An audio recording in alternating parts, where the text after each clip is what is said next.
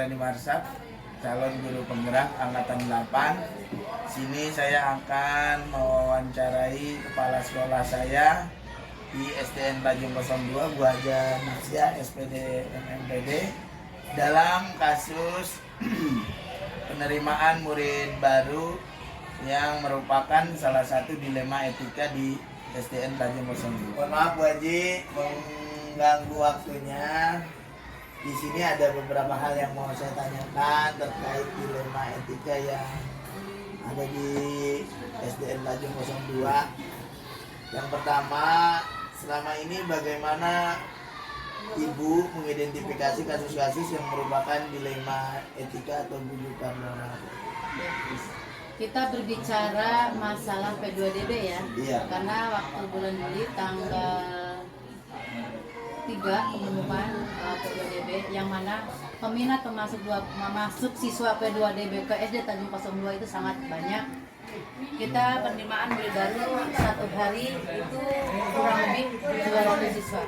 Sedangkan yang kita terima cuma 4 rombel kali 32. Jadi 120 ya? 120. Tetapi banyak masyarakat menginginkan masuk ke SD Tanjung 02. Oleh karena itu, bagaimana kita mensiasati para panitia, maka kita mengadakan briefing kecil. Diadakannya bagaimana supaya anak yang tidak diterima itu tidak memaksa ke SD Tanjung 02. Berarti dilemanya tuh minat yang ingin masuk ke Tanjung 02 sangat banyak, sampai sekitar 200 orang. Namun daya tampung kita hanya sebatas 4 rombel kali 2 kali 32, 120 siswa. Iya, sekitar segitu. Itu dilema etikanya ya Bu. Dilemanya. Kalau kita nggak terima, kita mengecewakan banyak orang. Betul. Tapi kalau kita terima, sekolahnya tidak ada ruangannya, tidak ada ruangnya. Kalau kita memaksakan harus ada ruang, bisa saja kita mengadakan ruang. Kelas 2 dimasukkan siang, kelas 1 tetap pagi, tetapi otomatis kita menambah guru untuk mengajarnya. Itu dilemanya itu Bu Haji. Sangat. Lalu bagaimana Bu Haji menjalankan atau pengambilan keputusan di sekolah ini, terutama untuk kasus-kasus di mana ada dua kepentingan yang sama-sama benar, seperti yang tadi Bu Haji bilang bahwa ketika tidak menerima itu suatu kekecewaan. Betul. Walaupun diterima juga sesuatu yang sulit buat sekolah kita. Seperti apa Bu Haji mengambil keputusannya Bu? Dengan para panitia, berapa siswa yang kita terima, berapa siswa yang tidak diterima. Iya. Kemudian orang tua wali murid yang tidak diterima, kita khususkan, kita panggil, kita kasih masukan, kita kasih solusi. Karena sekolah bukan hanya di sekolah di SD Tanjung 02 saja, masih banyak sekolah-sekolah lain yang membutuhkan siswa baru. Contoh Mekarwangi yang muridnya kurang. Nah seperti itu. Kemudian yang diterima pun jangan berbangga bahwa mentang-mentang diterima SD Tanjung 02, maka kita kasih masukan juga. Judulnya lah, jangan sampai yang tidak diterima tersinggung, yang diterima bahagia menyombongkan diri. Kita sama-sama kita kumpulkan, akhirnya orang tua menerima dengan lapang dada keputusan sekolah. Oh, itu berarti termasuk langkah-langkah yang Bu Haji ambil dalam mengambil keputusan terkait masalah PPDB itu. Lalu selama ini Bu Haji kira-kira ada hal yang menurut Bu Haji anggap efektif dalam mengambil keputusan dalam kasus-kasus seperti ini, apa aja Bu? Yang sangat efektif yang kita Yang ambil, Ibu anggap efektif? yang saya anggap efektif dalam mengambil keputusan ini. Betul. Hal-hal yang efektif yang saya ambil, langkah saya pertama yaitu menghubungi komite. Yeah. Karena kita semua di sini adalah menangani, selain Bapak Ibu Kepala Sekolah, ada apa dan bagaimana harus supaya orang tua ini tidak bergejolak yang tidak diterima. Berarti berkolaborasi dengan komite. Kemudian kolaborasi dengan komite, kolaborasi dengan Korwil, pengawas bina, orang tua wali murid, Babinsa, Bimaskol, sampai saya menghubungi Kepala Dinas Pendidikan Kabupaten Bekasi karena ada beberapa orang tua yang masih menginginkan masuk ke sekolah ke SD Tanjung 02. Itu pada hari itu saya bel-belan dengan Komite, Korwil, dan Dinas Pendidikan Kabupaten Bekasi. Kolaborasinya banyak sekali Bu Haji. Luar biasa. Selama Bu Haji mendapati masalah yang dilema etika seperti tadi PPDB, yang menurut Bu Haji menjadi tantangan itu apa gitu? Tantangannya yaitu titipan dari wartawan. Oh, ada titipan juga. Itu yang luar biasa. Beberapa sampai sudah masuk pun kita sudah menjalankan aktivitas belajar, masih ada LSM wartawan datang ke SD Tanjung 02 dengan dalih nitip. Meskipun PPDB-nya sudah selesai. PPPD sudah selesai, anak sudah belajar dalam 1 minggu, tetap saja itu wartawan membawa map nitip anak saya.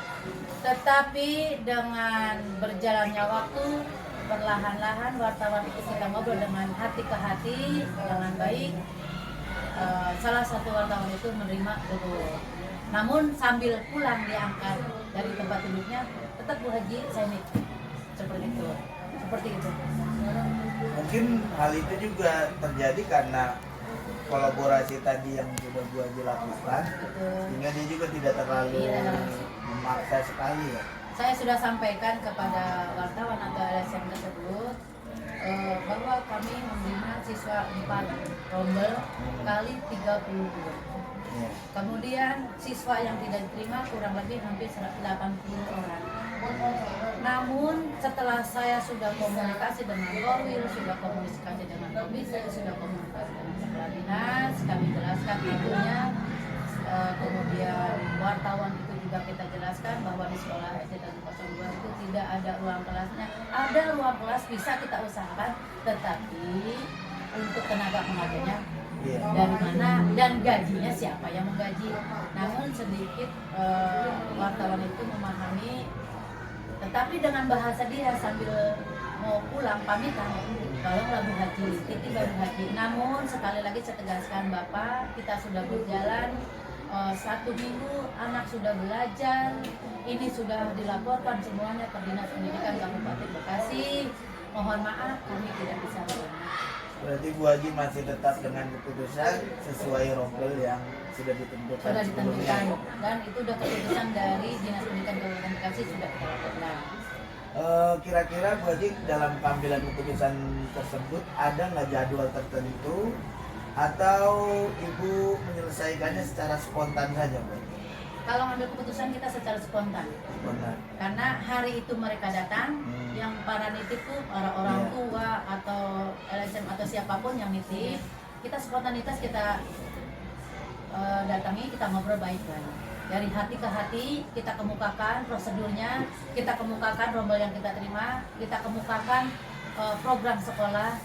Namun ya namanya manusia, ada saja orang yang kekeh anaknya pengen sekolah di SD Tanjung 02. Karena dengan alasan SD Tanjung 02 sekolahnya disiplinnya bagus, dengan alasan demikian. SD Tanjung 02 sekolahnya bagus. SD Tanjung 02 guru-gurunya disiplinnya bagus. Demikian. Terus SD Tanjung 02 tidak ada pungutan apapun. Itu yang disebut oleh para orang tua wali murid. Nah, anak yang lulusan dari SD Tanjung 02 pun katanya, kata beliau nih, yang memaksakan ingin anaknya masuk ke SD Tanjung 02 itu bisa diterima ke SMP negeri dan yang lainnya seperti itu. Berarti citra bagusnya itu sendiri yang menjadikan dilema saat penerimaan. Nah, itu ya? sangat dilema karena pernah ada yang datang ke rumah saya sama orangnya orang Cina. Ibu, pokoknya saya berusaha masuk sekolah SD Tanjung 02. Bagaimana caranya tetap saya masuk ke SD Tanjung 02? Walaupun udah saya gambarkan di SD Tanjung 02 tidak ada kursi. Kemudian SD Tanjung 02 sudah kuotanya sudah penuh. Namun orang tua itu bersikeras, nggak apa-apa Bu, saya bawa kursi sendiri. Ya nggak mungkin lah dari rumah bawa kursi. Berarti agak berat ya Bu ya dia untuk mengambil keputusan itu. Sangat. Tapi ada nggak Bu Haji kira-kira faktor-faktor yang membuat memudahkan Bu Haji dalam mengambil keputusan? Ada, pasti saya mengikuti prosedur. Yang kedua, kerjasama para orang tua, wali murid, komite, korwil, pengawas bina yang sangat luar biasa. Apalagi saya akui bahwa guru-guru di SD Tanjung 02 itu luar biasa kinerjanya, ketika saya membutuhkan siap tanggap. Seperti itu. Makanya saya sangat nyaman, sangat bangga memiliki para guru yang sangat mendukung kinerja kepala sekolah, mendukung kinerja sekolah sesuai dengan visi misi SD Tanjung 02. Kepala sekolah, saya tidak akan memutuskan sesuatu tanpa adanya musyawarah dengan Bapak Ibu guru di sekolah. Yang terakhir Bu Haji, Ya. dari hal tersebut, dari kasus dilema yang dihadapi sekolah ini, terus dari langkah-langkah yang Bu Haji tadi jelaskan dalam mengambil keputusan, ada nggak pelajaran yang bisa diambil Bu Haji dari kejadian-kejadian seperti itu?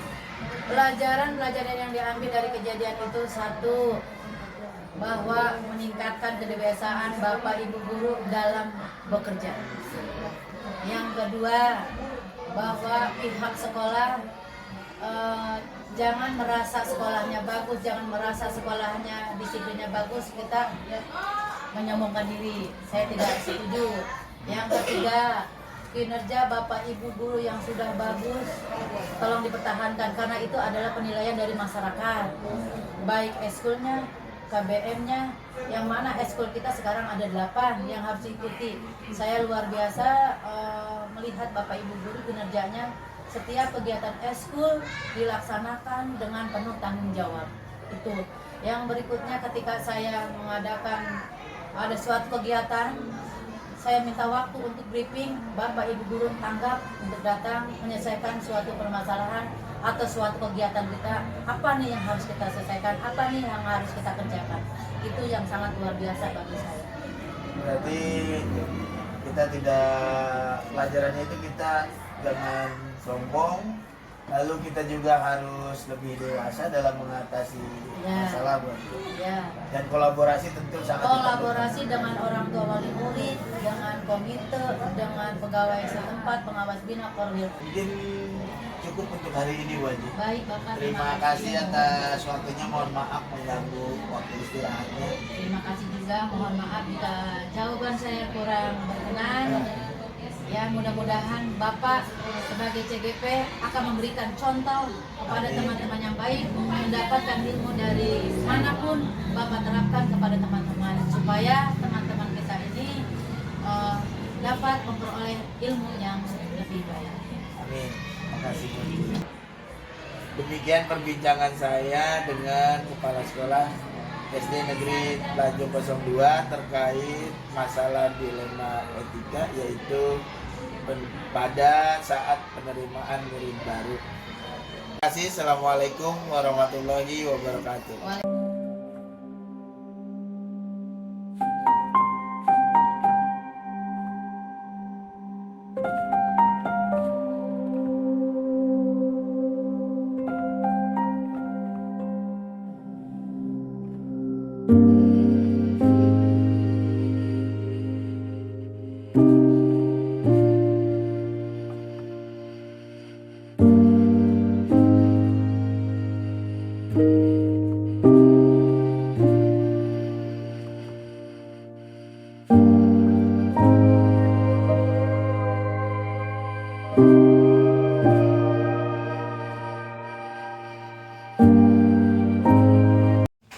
Assalamualaikum warahmatullahi wabarakatuh. Saya Ahmad Hairani Marsab, calon guru penggerak angkatan 8, akan mewawancarai Bapak Manji, Kepala Sekolah SD Negeri Sukawangi 02, Kecamatan Sukawangi. Dan sebelumnya saya sudah membuat janji. Beliau juga merupakan K3S di Kecamatan Sukawangi. Baik Pak, apa kabar Pak? Baik. Assalamualaikum. Waalaikumsalam. Ada apa ini Pak Ahmad? Alhamdulillah sehat ya Pak ya. Sehat. Ini saya mau menanyakan beberapa hal tentang keputusan-keputusan dilema etika yang Bapak alami di sekolah Bapak gitu Pak. Ya silakan, nggak apa-apa. Selama ini bagaimana Bapak dapat mengidentifikasi kasus-kasus dilema etika atau bujukan moral di sekolah Bapak, Pak? Waduh, berat juga ini pertanyaannya ini kayaknya. Iya, Ya, Pak. yang selama ini sebenarnya sih nggak ada yang terlalu dilematik kan maksudnya. Keputusan yang diambil biasa-biasa saja Iya. dalam apa memecahkan suatu masalah. Tergantung masalahnya. Kalau masalahnya berat, ya akan kita selesaikan. Meskipun apa masalahnya ringan juga kita akan selesaikan. Cuma bermacam-macam cara untuk menyelesaikannya. Tergantung kepada masalah itu sendiri. Oh, berarti diidentifikasi dengan mengukur besar kecilnya masalah ya, Pak ya? Benar itu, iya begitu. Selanjutnya, bagaimana Bapak menjalankan pengambilan keputusan di sekolah Bapak, terutama untuk kasus-kasus yang di mana ada dua kepentingan yang sama-sama mengandung kebajikan, Pak, sama-sama baik nih. Cara pengambilan keputusannya bagaimana, Pak? Ya begini, kalau kasus itu dua-duanya sama baik, ya kita akan pertimbangan yang terbaik yang kita ambil itu. Jadi keputusan yang terbaiklah yang kita ambil itu. Contoh, sebenarnya ini guru, dia itu punya dua kepentingan. Yang satu anaknya sakit, Iya, Pak. yang satu lagi itu dia memang perlu mengajar di kelas, ya kan? Nah dua-duanya itu sama pentingnya. Dia ke sekolah anaknya sakit, dia di rumah. dia ada di rumah, anak-anak kasihan itu yang ada di kelas gitu, dia menunggu gurunya yang datang. Nah keputusan yang harus diambil itu yang terbaik. Contohnya yang terbaik itu kita cari kepentingan umum gitu, mana yang lebih umum. Contohnya kalau kita yang harus kita utamakan itu adalah kita utamakan yang mengajar, karena itu udah subtoksi itu mah, dia udah untuk mengajar, jadi dia kan dinantikan di kelas itu oleh murid oleh anak-anaknya. Kasihan kan, lebih kasihan itu.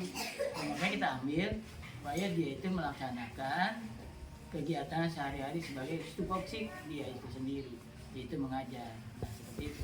Berarti menentukan skala prioritasnya, Pak ya? Iya. Dilihat skala prioritasnya mana yang lebih prioritas, yaitu kepentingan umum gitu. Iya, kepentingan umum. Selanjutnya langkah-langkah atau prosedur apa yang biasanya Bapak lakukan, Pak, selama ini, Pak, dalam mengambil keputusan seperti itu? Ya kalau mengambil keputusan itu tentunya kita tidak bisa ambil sendiri. Oh, Nah iya, jadi kita ajak teman-teman ngobrol, teman-teman yang dekat dia, ini apa sih yang harus kita sampaikan kepada si punya kasus itu, seperti itu. Jadi kita kumpulkan data-data yang ada sehingga sebagai kepala sekolah itu bisa menentukan dia itu harus bagaimana, seperti itu. iya, Pak. Berarti langkah-langkahnya salah satunya ya mencari tahu dulu melalui temannya mungkin barangkali, Pak. Nah, iya. Selanjutnya hal apa saja, Pak, yang Bapak anggap efektif dalam pengambilan keputusan dilema etika ini, Pak, biasanya, Pak? Hal yang sangat efektif dalam mengambil keputusan itu, kita harus tahu secara baik itu pribadinya. Oh. Jadi pribadinya itu kita panggil, kita ajak ngobrol, nah sehingga apa yang menjadi kendala buat dia itu kita tahu. Nah, sehingga akhirnya kita bisa memutuskan dengan secara bijaksana. Oh, berarti untuk mengambil keputusan yang dilematik itu kita harus mengenali pribadinya sehingga kita bisa lebih tepat mengambil Iya, keputusan gitu, Pak. pribadinya dan kasusnya itu sendiri. Oh, kasusnya itu sendiri ya. Dengan mengenali pribadinya maka akan lebih efektif menurut Bapak gitu, Pak. Betul, iya. Oh iya. Selanjutnya Pak, apa saja yang selama ini merupakan jadi tantangan Bapak dalam mengambil keputusan dilematik seperti itu Pak? Ya, tantangannya banyak. Seperti di keluarga itu sendiri, Keluarga gurunya. ya keluarga guru itu sendiri yang menuntut bermacam-macam lah kepada guru itu sendiri. Ya. Sehingga misalnya itu jadi agak malas, agak ragu ke sekolah karena ada tuntutan dari keluarganya. Dan di sekolah sendiri ini kadang-kadang guru itu punya masalah.